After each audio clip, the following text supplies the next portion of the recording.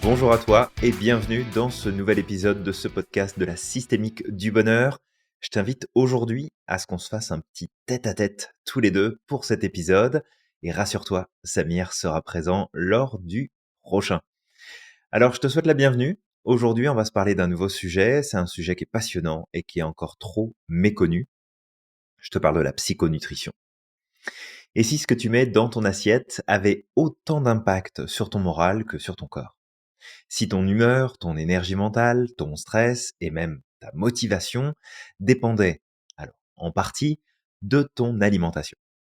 Aujourd'hui, c'est ce que je te propose, c'est qu'on plonge dans une approche dite intégrative qui explore les liens entre alimentation, psychologie et santé mentale.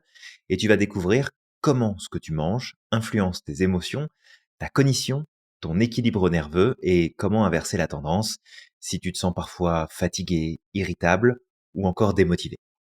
D'abord, premier point ici qui va être important, c'est de comprendre la psychonutrition. Et en fait, quand on parle de ça, c'est de voir qu'on est à un carrefour entre notre corps et notre esprit. La psychonutrition, elle repose sur un concept et une idée qui est simple et puissante. Nous ne mangeons jamais seulement avec notre estomac. En fait, nos choix alimentaires sont guidés par nos émotions, nos habitudes, notre niveau de stress, notre histoire, notre passé, notre éducation. Et en retour, ce que nous mangeons influence directement notre humeur, notre attention, notre sommeil et même notre estime de nous. En fait, quand on regarde les principes fondamentaux de la psychonutrition, déjà c'est que le cerveau est un organe hyper énergivore.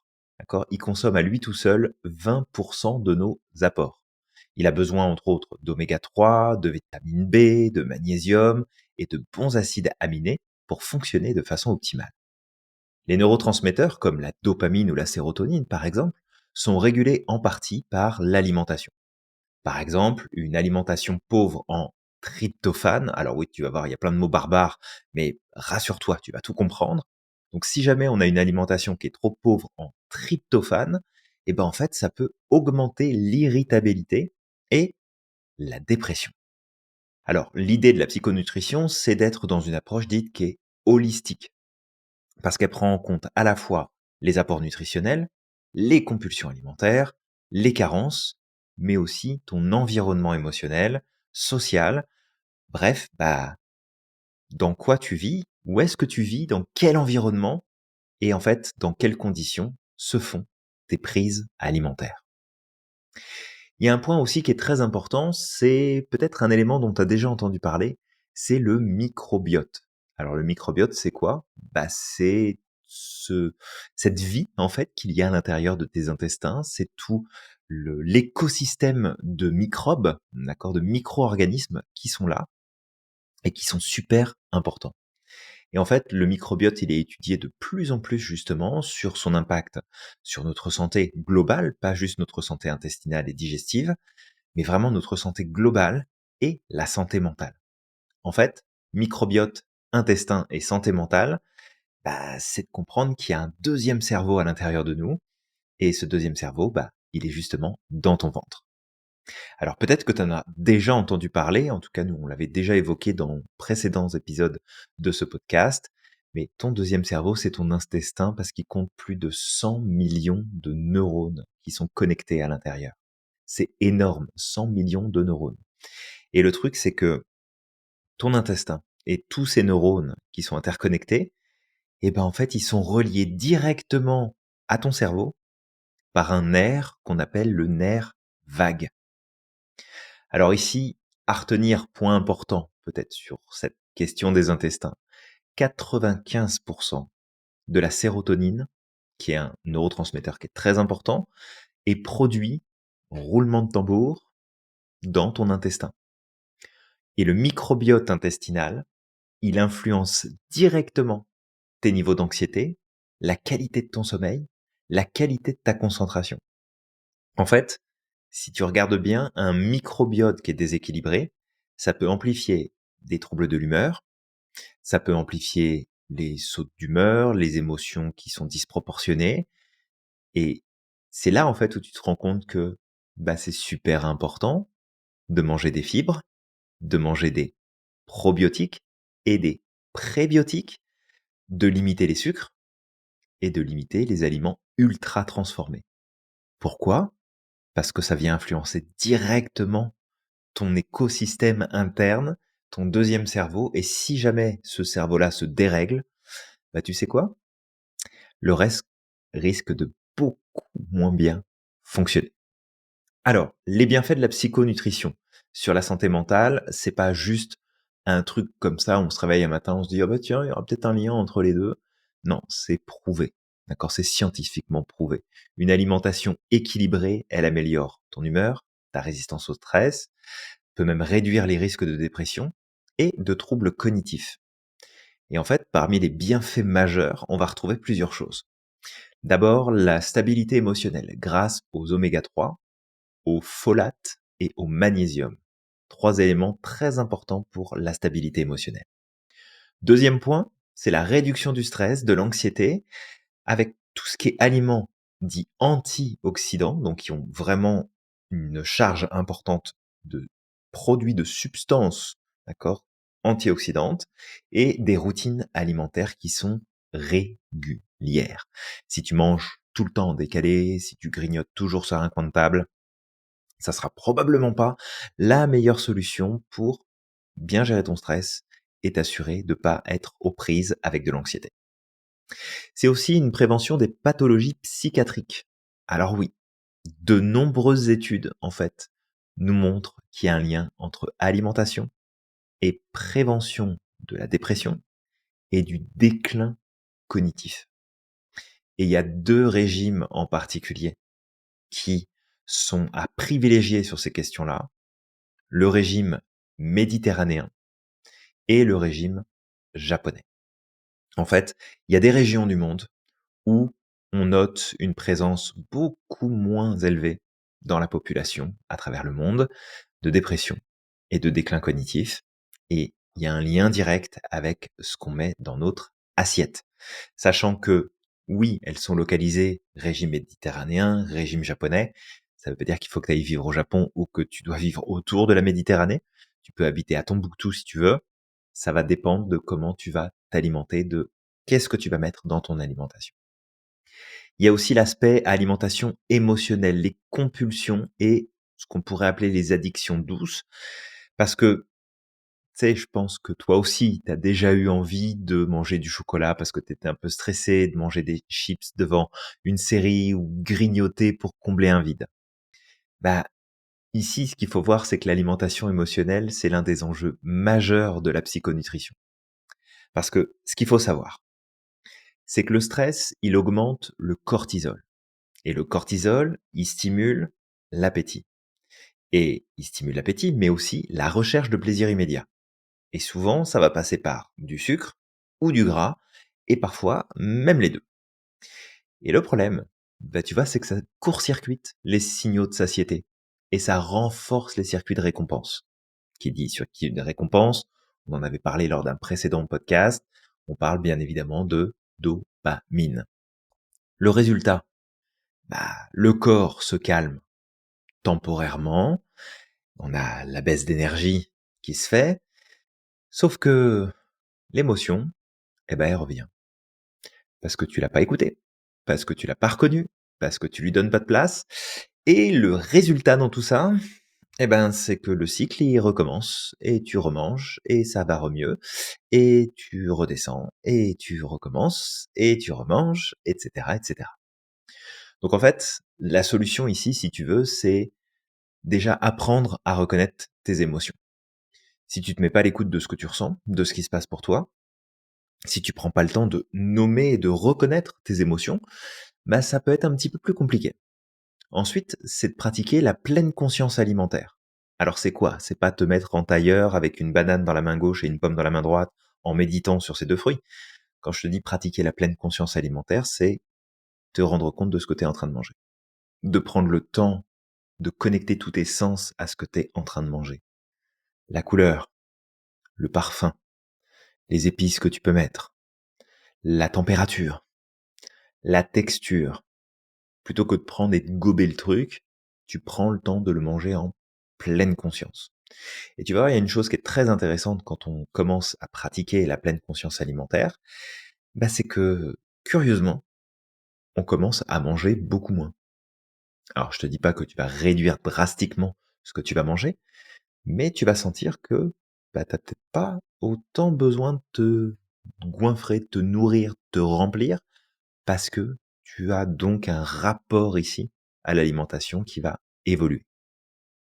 Ça va être aussi d'associer des techniques comme la relaxation, la respiration, l'hypnose, la sophrologie, que je ne peux que te conseiller par rapport à tout ça, pour gérer en fait autrement ton rapport à l'alimentation, bien évidemment, mais surtout ici, par rapport à tes émotions.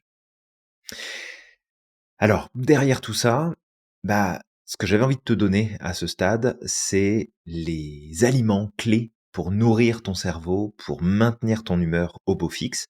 Et ce que je te propose ici, c'est de voir 10 aliments spécifiques. Alors, premier aliment très important, si bien sûr tu es comme moi et que tu ne manges pas de viande ou de poisson, dans ce cas-là, tu trouves d'autres éléments qui vont te permettre de récupérer ça, mais les poissons gras, saumon, sardines, super important. Pourquoi? Parce que ça t'apporte énormément d'oméga 3. Alors attention, si tu te dis, je vais prendre des oméga 3 à côté parce que je peux les prendre en comprimé, etc. C'est pas la même chose que quand l'oméga 3 il est présent dans le gras et protégé en fait par toute la structure de la chair, de tout ce qu'il y a finalement dans le poisson. C'est pas exactement la même chose, la biodisponibilité n'est pas la même, on va devoir vraiment compenser différemment. Mais il y a plein d'aliments qui sont du monde végétal qui vont aussi pouvoir t'apporter des oméga 3 qui restent quand même intéressants. Tout ce qui va être légumes à feuilles vertes, c'est super important. Pourquoi? Parce que c'est riche en magnésium et c'est riche en folate. Et ça, ton cerveau, il en a besoin. Tout ce qui est baie, hyper puissant en termes d'antioxydants. Si tu as envie de manger des bleuets toute la journée, mange des bleuets toute la journée. Mais non, tout ce qui est baie en dehors même que des bleuets, hein, ça peut être les framboises, ça peut être les mûres, ça peut être tout un tas de choses. Tout ce qui est de l'ordre des baies, eh bien, tout ça, c'est riche en antioxydants, je vais y arriver, et c'est ultra protecteur pour, justement, notre système nerveux, pour notre cerveau. Et pas que, c'est pour tout le reste de notre corps aussi. Les noix et les graines, super important. Si tu veux te mettre à manger un petit peu plus comme les moineaux et picorer des graines un peu plus souvent, ça peut vraiment pas te faire de mal. Beaucoup de vitamine E et de bons gras, la plupart du temps présents dedans. Alors tu fais attention bien sûr au type de noix et au type de graines que tu achètes et tu fais en sorte de diversifier. Le chocolat noir, super intéressant. Je te parle pas du chocolat blanc, du chocolat au lait, du chocolat praliné. On est sur du chocolat noir. Alors, chocolat noir, c'est quoi? C'est des flavonoïdes qu'il y a dedans, et les flavonoïdes, c'est un boost de dopamine, donc ça va clairement aider ton système à ce niveau-là. Les légumineuses, super important. Sixième point, le zinc, le fer, vitamine B. Très très très important. Tout ce qui va être de l'ordre de grains entiers, donc pas des trucs blanchis, pas des trucs où on a enlevé la moitié des nutriments qui sont importants dans les céréales. Du grain entier. Parce que ça va te donner de l'énergie stable sur la durée, sur la journée. Donc très important les grains entiers. Autre anti-inflammatoire qui est super intéressant en huitième point ici, c'est le curcuma. C'est un anti-inflammatoire pour le corps de manière générale, mais pour le cerveau, super important. Et ici, on n'en prend pas suffisamment conscience, mais une personne qui va vivre beaucoup plus d'états anxieux, qui va avoir ces états anxieux qui vont être récurrents, qui vont revenir très souvent, une personne qui va faire de l'angoisse régulièrement, une personne qui va vivre des états dépressifs régulièrement. Bah, souvent, on se dit, ouais, c'est psychologique. Ouais, mais c'est pas juste psychologique parce qu'en fait, ton cerveau, il est inflammé dans ces cas-là. Et plus l'inflammation est importante, plus tu as de chances d'avoir justement ce genre de problématiques psychologiques, émotionnelles qui ressortent. Donc du curcuma, t'y vas à fond, t'en profites, c'est que du bon pour ton cerveau. Neuvième aliment intéressant, c'est les avocats.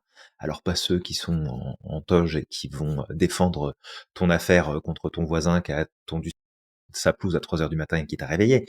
Je te parle ici de l'avocat que tu manges, qui est ultra riche en magnésium. Et le gros avantage du magnésium, c'est que ça crée un bouclier contre le stress.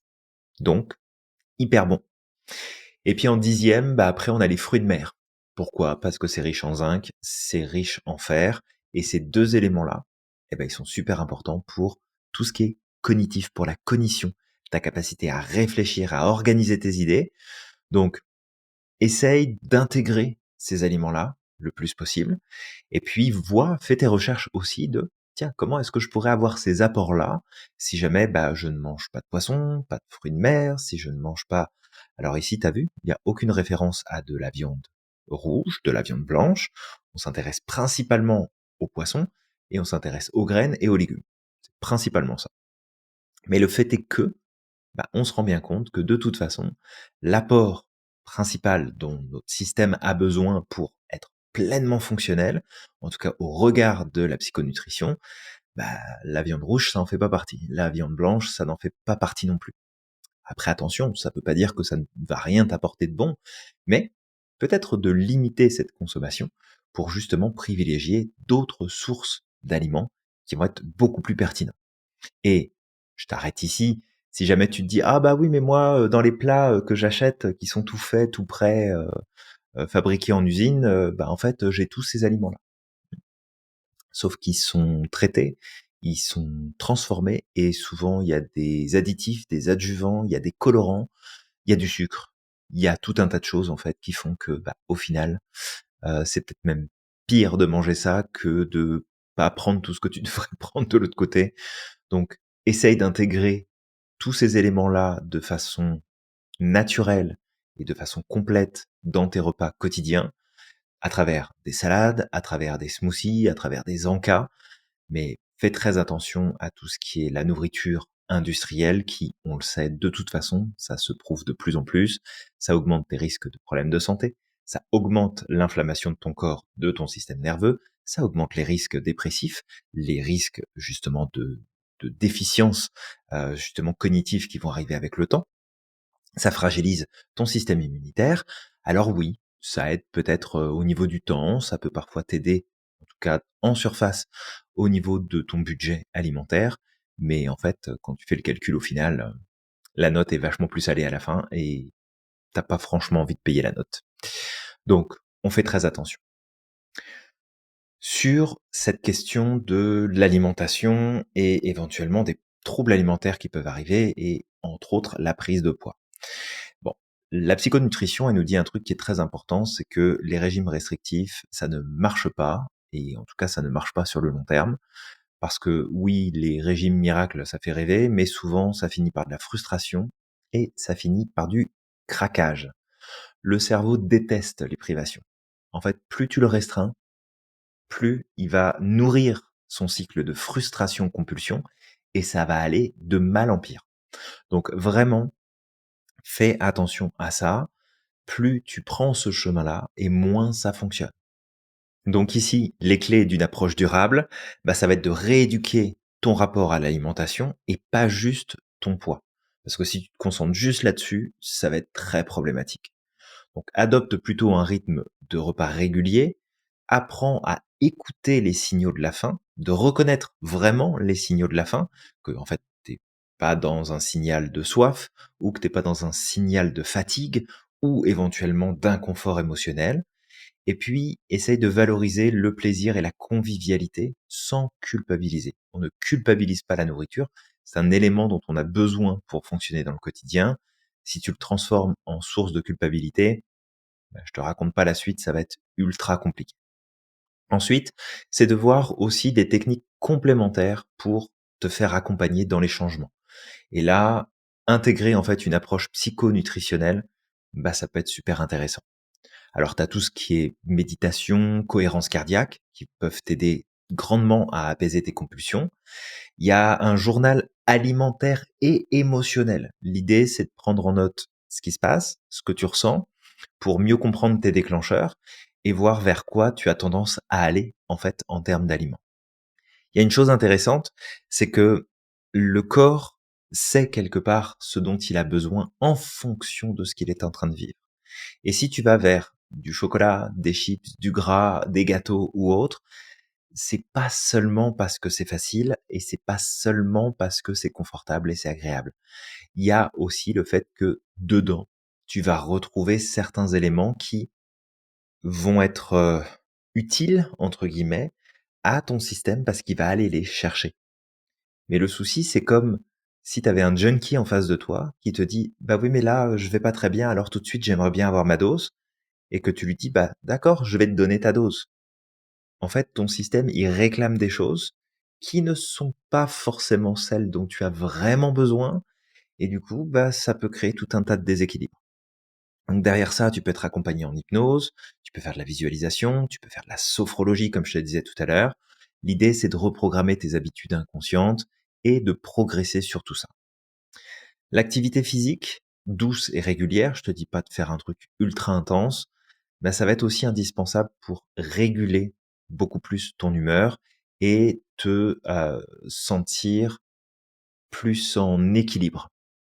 Il y a un point qui est important, c'est de comprendre que si tu es statique toute la journée, il n'y a pas que toi qui es statique. Tout ton corps est statique, tes intestins sont statiques. Si le serpent que tu as dans le ventre là, il ne bouge pas, ben, ça veut dire qu'il est mort. Il n'y a plus de vie, c'est fini. Donc bouger régulièrement, faire de l'activité régulièrement, ça joue aussi sur ce qui se passe dans ton intestin. Donc c'est important qu'il y ait cette mise en mouvement. Je suis pas en train de te dire va à la salle de sport tous les jours, puis fais du sport 7 jours sur 7. Non, mais bouge. Si tu bouges pas, ça va jouer directement sur ton intestin, ça va jouer sur tes humeurs, sur ta psychologie, sur ton mental, sur ton système nerveux. Ça peut être vite compliqué. Donc essaye de voir comment tu peux trouver une mise en application concrète dans ton quotidien de tout ça. Alors, je te donne ici quelques exemples, si jamais ça peut t'aider, mais tu pourrais très bien commencer ta journée avec un petit déj riche en bons gras. Tu vas privilégier des œufs, des avocats, des graines, des choses vraiment qui vont nourrir et qui vont apporter du bon gras. Oui, mais les œufs, faut pas en manger trop. Les œufs, tu peux en manger autant que tu veux, c'est pas mauvais, à la seule condition que tu les fasses pas trop cuire et que tu essayes de privilégier la non-cuisson du jaune d'œuf. D'accord? Mais si tu les fais surcuire, surchauffer, ça sert plus à rien. Des œufs, avocats, graines, ça va être déjà très très bien. Mange en pleine conscience. Et tu le fais au moins avec un repas par jour. Au moins un. Et en pleine conscience, ça veut dire que tu es devant ton assiette, devant ton bol, devant ce que tu veux, et c'est tout. Il n'y a pas ton téléphone, il n'y a pas la télévision, il n'y a rien autour. Tu te concentres uniquement sur ce que tu es en train de manger. Et tu ne prends pas des bouchées à te faire exploser la mâchoire. Tu en prends des petites et tu prends le temps. Mâcher à droite, mâcher à gauche, prendre le temps de goûter, découvrir les saveurs, les textures, la température. Et ensuite, tu passes à la suite. Et tu verras un truc, je t'invite vraiment à tester parce que c'est un truc qu'on oublie. Mais je vais te dire un truc ici qui va peut-être te surprendre. Quand tu manges, tu n'as pas besoin d'avaler.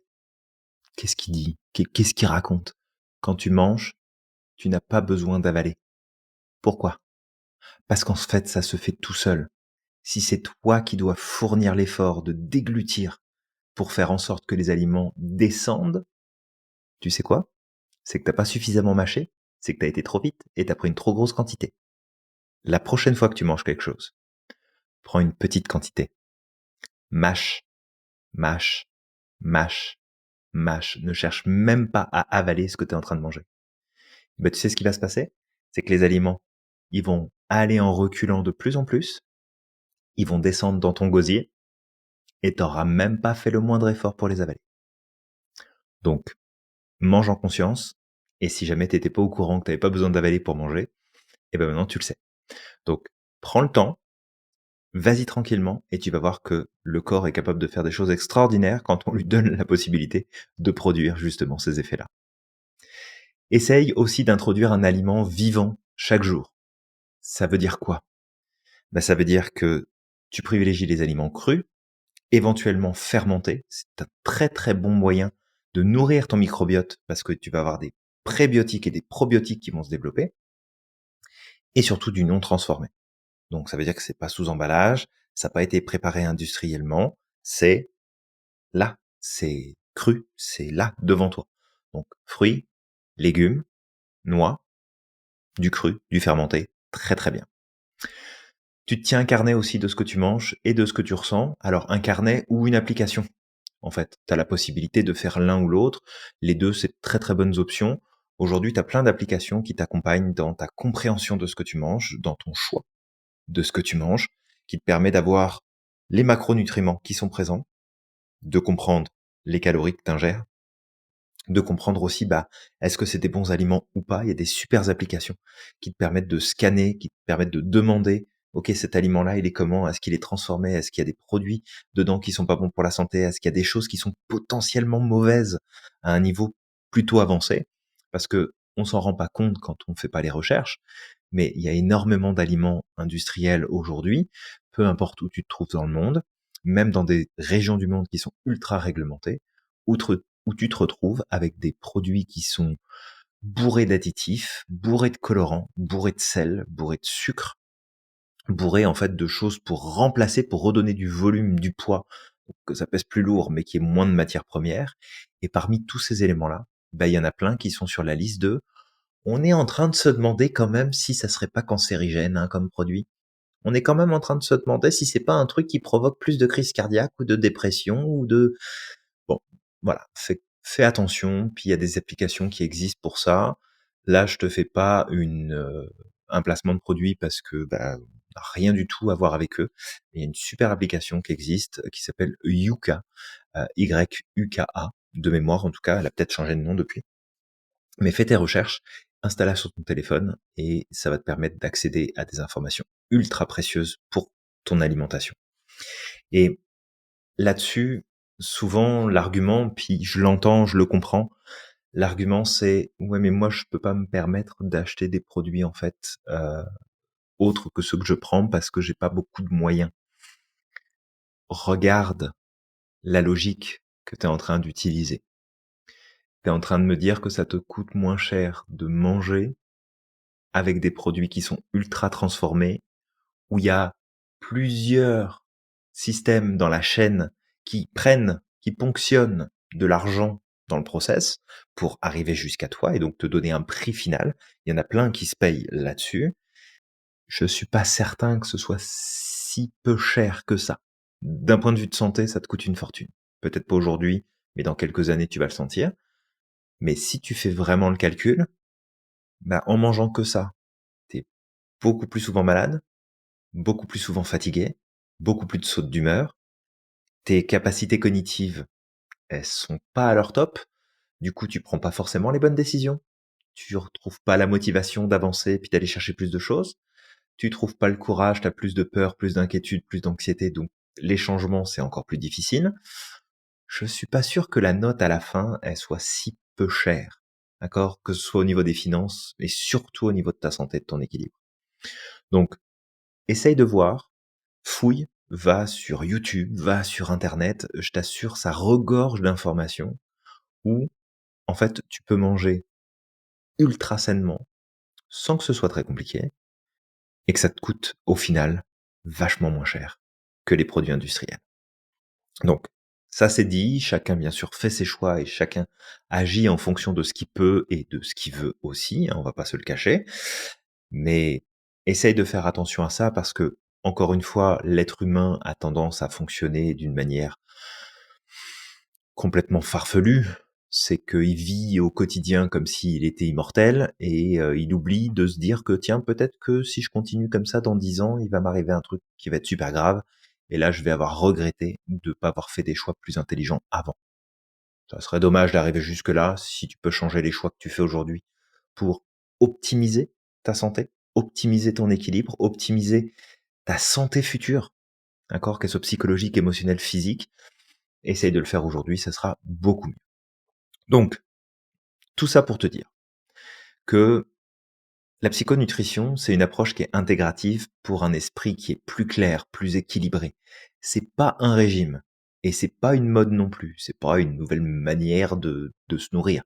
Non, c'est une nouvelle façon de comprendre la place de l'alimentation, que c'est pas seulement un besoin, que c'est pas seulement un plaisir, que en fait on peut avoir justement un cadre alimentaire qui est beaucoup plus réfléchi et beaucoup plus adapté, qui va respecter non seulement tes besoins physiologiques, mais aussi tes besoins psychologiques. Alors bien sûr, ce que je te donne ici, ça remplace pas un traitement médical, d'accord? Ça s'intègre parfaitement dans une approche thérapeutique qui est globale, qui est préventive. Donc c'est à toi de faire des meilleurs choix, c'est à toi de pousser l'investigation plus loin, parce que bah c'est sûr, là je te partage ça pendant cet épisode de podcast. Le but c'est d'apporter des informations qui te permettent de progresser dans la bonne direction. Donc, si ce que je t'ai partagé aujourd'hui te parle, si ça te donne envie d'aller chercher plus de choses, de remettre un peu en question ton alimentation actuelle, bah tu sais quoi, ça veut dire que j'aurais réussi à provoquer chez toi ce que je voulais provoquer, justement, une prise de conscience, un mouvement, un passage à l'action, pour que tu puisses, d'un point de vue systémique, d'un point de vue global, eh bien, augmenter tes chances d'être heureux, d'être dynamique, d'être confortable, à l'aise, stable à l'intérieur de toi-même. Donc si ce podcast t'a plu, t'a parlé, bah c'est pas compliqué, tu connais la règle. Tu likes, tu commentes. Si t'es pas encore abonné, c'est le moment de le faire. Si tu sais que ça peut intéresser d'autres personnes autour de toi, bah t'appuies sur le bouton, peu importe où il est, en fonction de là où t'écoutes, où tu regardes ce podcast, et tu le partages à d'autres personnes, parce que bah, nous, ça va nous aider à gagner en visibilité sur le travail qu'on fait, le contenu qu'on prend le temps de créer pour te le partager. Et puis, ça va aider d'autres personnes à progresser, certainement sur des sujets où ils ont besoin justement de connecter à une autre vision, à une autre définition. Et c'est un peu aussi cette mission qu'on accomplit à travers ce podcast, c'est de partager de l'info qu'on estime être pertinente, utile, pour le bien commun, pour faire en sorte que chacun, chacune puisse évoluer dans les meilleures conditions possibles et progresser chaque jour. Si tu veux aller plus loin, tu peux tout simplement nous envoyer un petit message. Si tu as un projet qui te tient à cœur, s'il y a quelque chose que tu as envie d'accomplir, sache qu'on a énormément de ressources à mettre à ta disposition, que ce soit ce qu'on partage dans notre communauté, que ce soit à travers les newsletters qu'on envoie chaque semaine avec du contenu spécifique qui peuvent t'aider à progresser, que ce soit à titre perso, parce que tu as besoin d'un coup de main, tu as besoin d'un coach ou d'une coach. N'oublie pas qu'on a un centre de formation, qu'on forme des coachs extraordinaires qui peuvent t'accompagner sur tout un tas de sujets et te permettre d'atteindre les résultats que tu souhaites. Et puis si derrière tout ça, toi, tu es en pleine transition, que tu te dis, j'en ai marre de mon boulot, ça fait plus de sens, je veux me lever le matin pour quelque chose qui a du sens, quelque chose qui peut faire une différence pour moi, pour mes proches, pour les personnes qui m'entourent, tu sais quoi? Nous, on a un programme qui t'accompagne à 360 sur ton projet professionnel. Ça veut dire que on te prend par la main, on t'accompagne dans ta formation, dans tes certifications, parce qu'il y en a plusieurs qu'on offre, dans ton installation professionnelle, dans ton développement d'affaires, dans la supervision de ta pratique. Bref, une fois que tu as passé la porte, tu n'es jamais plus tout seul ou toute seule dans le process et on t'accompagne pour t'emmener le plus loin possible, aussi loin que ton ambition te portera. Donc, avec tout ça, je te remercie pour ton temps, je te remercie pour ton écoute et je te remercie aussi de faire partie de nos auditeurs et de nos auditrices qui partagent avec nous ce petit moment chaque semaine quand on vient publier justement notre nouvel épisode. Donc moi je te dis de ne pas oublier d'être extraordinaire chaque jour.